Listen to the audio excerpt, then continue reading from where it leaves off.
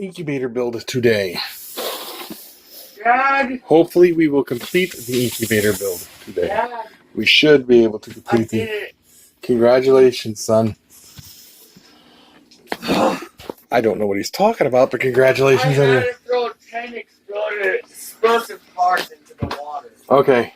And And came down here the first time while I was young because I messed up. that's what our plan is. So, hang in there, people. We'll go through this build step by step.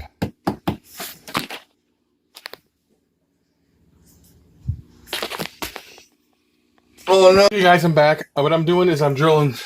I drill 3 holes on this side, and I'm going to put 3 holes on the back side in the same spot for ventilation and humidity control. These hinges right here, well, not the hinges, but the latches are not the best, but you can go buy replacement ones that are rubber, that are like $5 or $10 or something. Same with the hinges on the back. They're not the best hinges on the back, but you can also order metal ones that work really good. But yeah, I started by drilling these 3 little holes.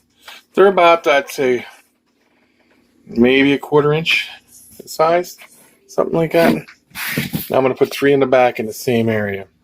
Hold on, I'll be right back. Now, if you look, I did the same on the back, roughly the same spot, but that's what I did. So now we're going to move on to cutting to put cords in. All right, and this is the hinges I was talking about that could be replaced. Really easy. This stuff replaces. They sell replacement parts. All right. My next move is going to be over here. I'm going to put the cords to come in to run the stuff for the incubator. So I'm going to cut this right here for that, and then we'll be right back. Okay.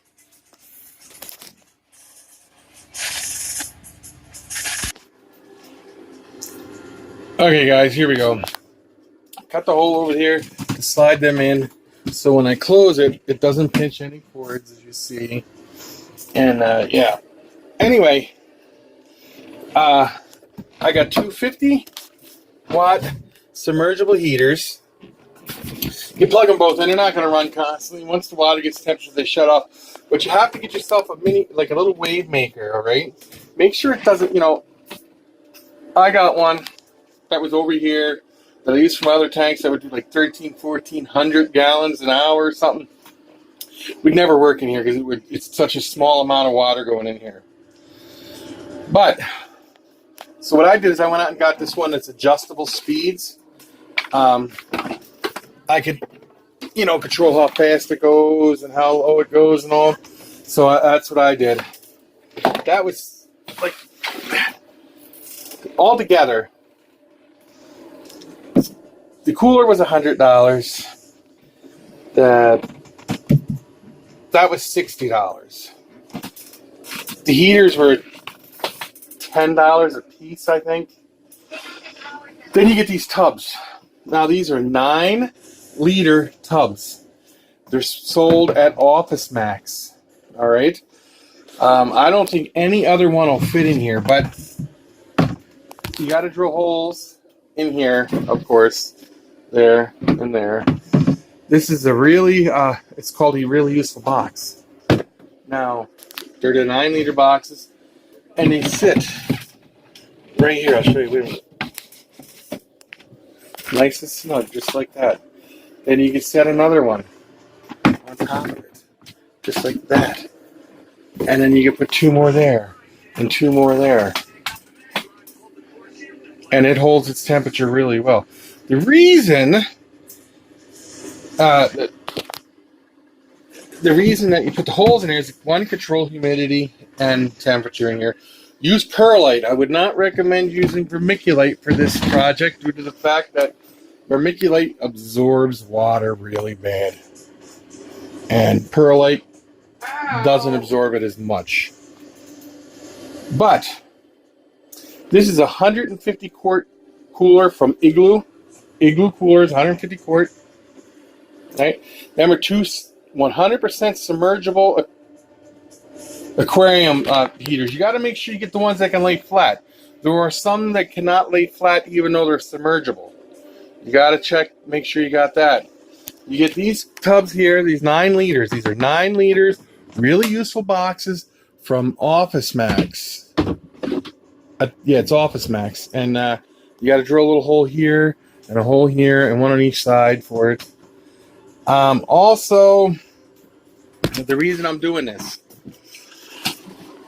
Okay, back in the day, 30 years ago, 33, 34 years ago, when I first started doing this, about 34 years ago, they used to use aquariums, like 10-gallon, 50-gallon aquariums with a top on it, and used to put bricks in there with a heater in there like that. They never used to have the wave maker, though, but they had the heater in there, and used to set a little heater underneath each one of the little tubs you'd put in there on bricks. It worked really well, actually. But then I went over to my friend's house, Marshall Law Morphs, all right? And he has one like this. Now, I never ever thought in my mind to use a cooler, okay? But when I went to his house and he had eggs in the incubator and he showed me his incubator, those eggs were the most beautiful, pearly, white eggs you've ever seen. No discoloration on them. No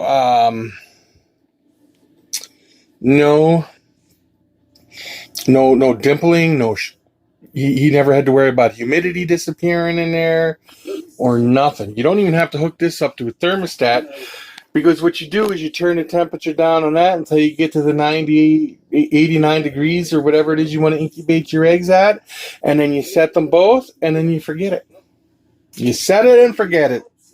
But you check your eggs all the time. But you got to have the holes in the side for fresh air flow and all that. And his eggs were beautiful. He has a very, very high success rate with hatching eggs. I'll say he's probably right around 100%. Unless, of course, one eggs weren't fertilized or something. But, yeah. And you only fill the water up you don't touch the bottom of the tubs with the water. It comes up just a little shy of the bottom of the tubs. And then you can just add water to it all the time. You pull out of the clutch, you add water, keep it going. When you first set this up and you put the water in it, you must leave it sit for 15 to 20 minutes to acclimate the heaters. Otherwise, when you plug them in, they'll break. The glass will break on them. You don't want that. But yeah, this is a very efficient way of doing it. Holds temperature perfect. You got to get a little temperature to check the temperature of all the eggs, of the boxes, you know. Here's the deal, though. Because there's such high humidity in there, 100% easy. Them little thermometers seem to short out easy. But I plan to get a thermometer and tape it to the top and leave the thermometer sticking out so I can read the temperature. And I have one, and I'll show this to you later in the video when I have it completely set up and running. All right? And that's my plan. But anyway, yeah, this is Marshall Law putting it in this incubator. Now, I have another way of doing it that I was thinking, but I got to wait till I have all the stuff to do it, to make a bigger one that would hold a lot more eggs.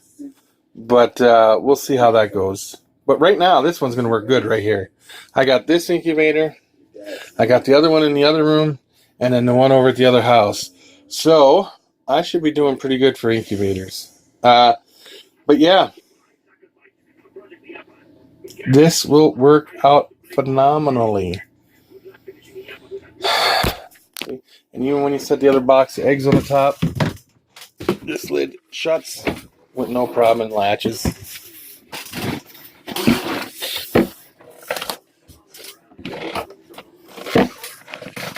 I don't know why I can't remember.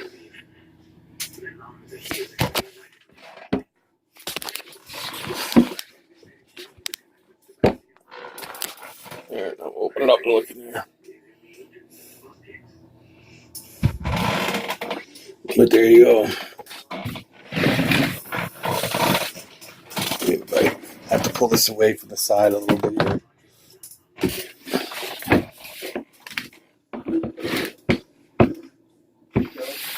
But there you go. Anyway, I gotta get this to latch. Hold on a minute. Got it that time. It latches pretty good. Doesn't come undone now. Really good. And them rubber ones, they have these rubber ones that you put on here that you can pull down and latch on there, work really, really well. But anyway, I'm going to get this up and running here in a little bit, and then I'll show you the video of it running. Okay? Peace out, people.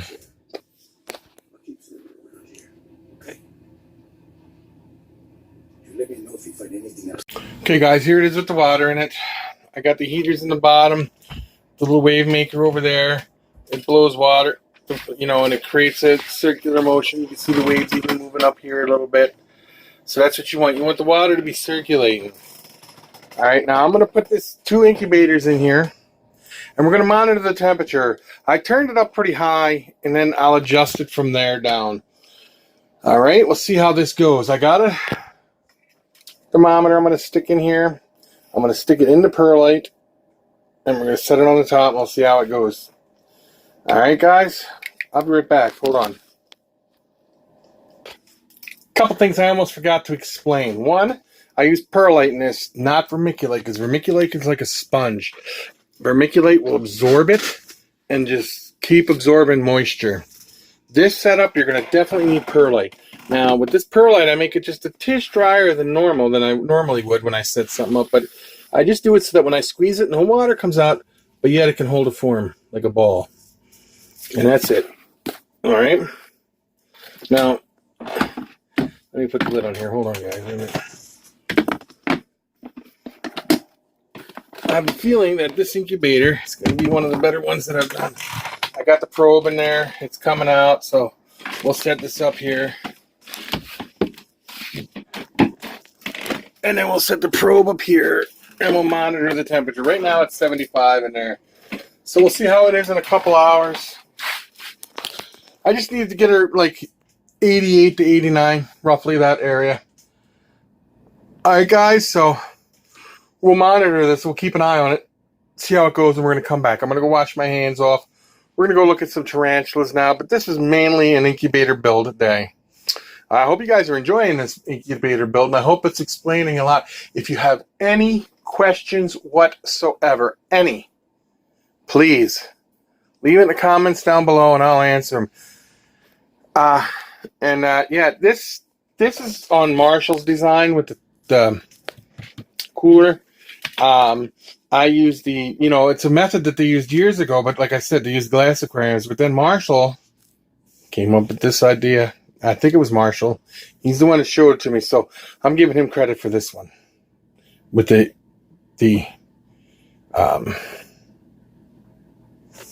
cooler. So let's get over and we'll start checking a few things out, okay? We'll be back, people, in a minute.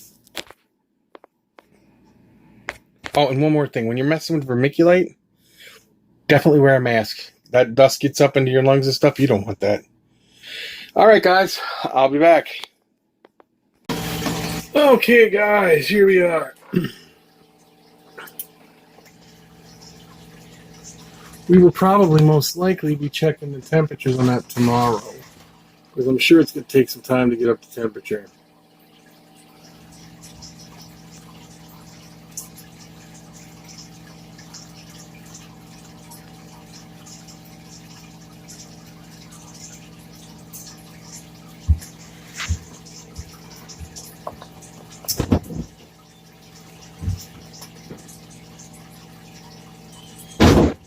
In here somewhere, it's right there.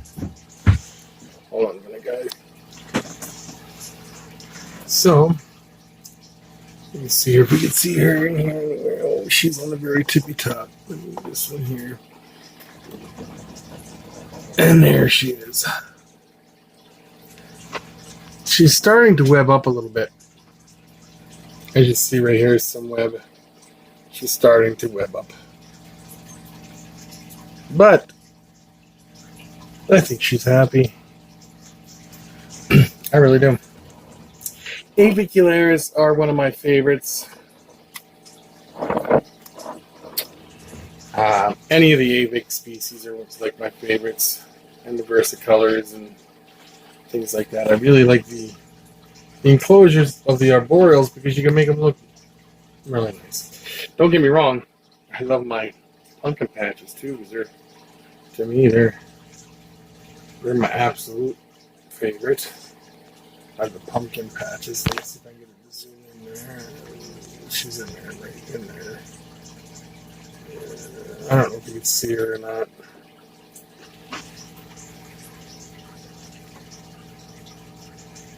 There she is.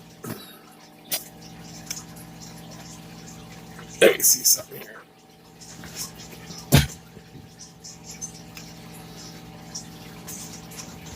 There it is. I wish it would come in.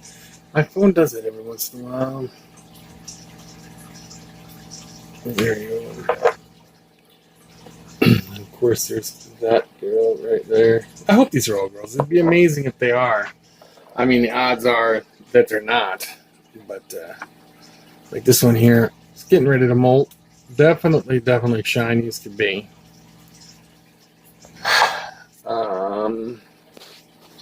This one's right here. Let's open this up and see if we can see that one down in there anywhere.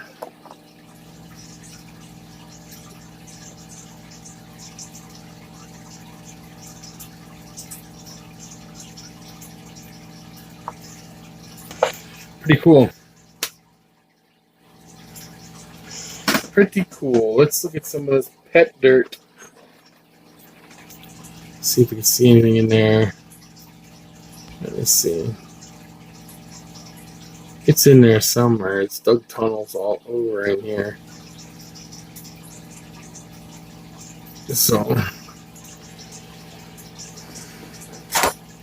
here's the Brachypelma albopilosum. I know you guys are getting sick of hearing all these all the time. The same ones, so I need more.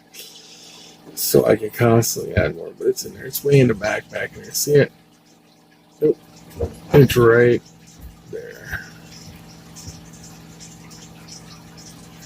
Anyway, another pet hole, but I don't know if you guys can see it because this one here has a hole straight down by the plant, straight in. I don't know if you can see it right there, but it's right there's the hole going down into his tunnels, right there. But he doesn't have any close to the edge or nothing.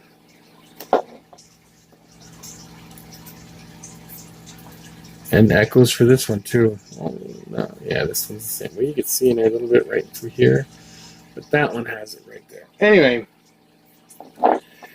everybody like, comment, share, subscribe. Please tune into my channel, share the channel, tell everybody about the channel. Also, I'd like to let everybody know that I do a live stream every night around 10:30ish. So if you want to tune into a fun time, please just tune into the live stream. All right, people, I'm sorry this video is a little bit shorter, but we got the incubator building there and all the fun stuff like that. So, and we'll monitor this incubator over the next few days, just so you guys can see that it works great. And, you know, go over and check Marshall Law Morphs out. He's got it over there, too. So, all right, guys, peace. Peace.